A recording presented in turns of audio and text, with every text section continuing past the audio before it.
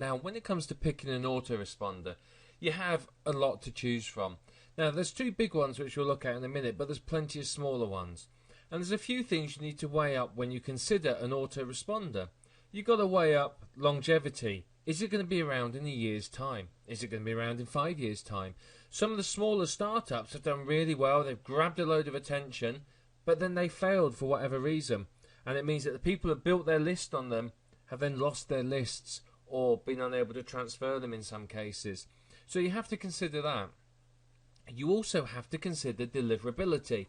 At the end of the day, the key to succeeding with having a list is actually getting those emails delivered. If those emails are not arriving, then let's face it, it's a waste of your time and money.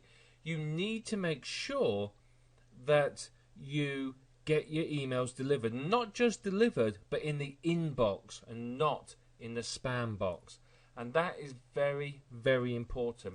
It's one thing where some of the smaller autoresponders struggle with. Now, the bigger ones, like the two I'm going to show you, they have a very high level of deliverability because they work with the email companies like Yahoo and Hotmail and so on in order to make sure that their messages get delivered. They have very, very strict and very strictly enforced anti-spam laws.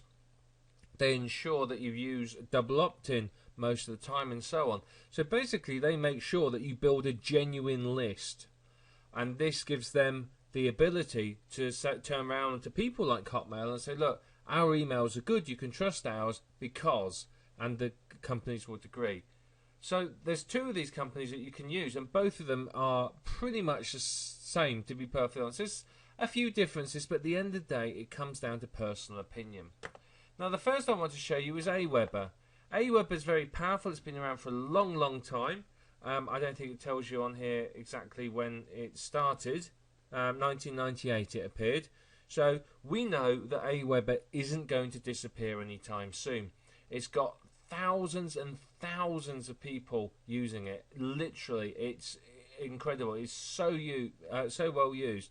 There are over 100,000 people using it. But the thing is it has very good rates of deliverability. It's pretty easy to use, and of course it has a $1 trial.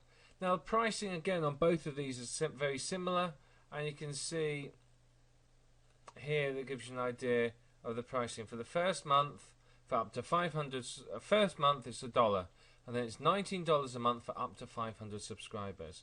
And you can see here as it goes up, so your price increases. So it's an extra $10 a month for up to 2,500, and then it's an extra $30 a month up to 5,000, and so on. So again, you can see exactly how much it is there. The other big one is GetResponse, and again, very similar. You can have a 30-day free trial with this one. So if you really don't want to spend any money, then you can have a 30-day trial and see what you think about it. It tells you here some of the people that are using it. It integrates obviously with everything, just like Aweber does. And the pricing, funnily enough, is pretty much the same, as you'll see. It's a bit lower now. So this is interesting. Aweber, GetResponse always used to be more similar price to Aweber, but they've obviously decided that they're going to lower their prices in order to compete on a slightly different way. So £12 a month, that works out at, if I just change that, that works out at probably close to, in fact, very similar, I think. Let's just double check, see if I see US. I was still insisting on showing me the United Kingdom prices. That's a shame. So I think £12 is round about $19. So actually, it's very similar. But with Aweber, it's up to 500 is $19, whereas here $19 is up to 1,000. That's going to be sort of closer to $30. If we look here, $30 gets you up to 2,500. Similar, up to 10,000 is £54. So you're probably talking about $70–80.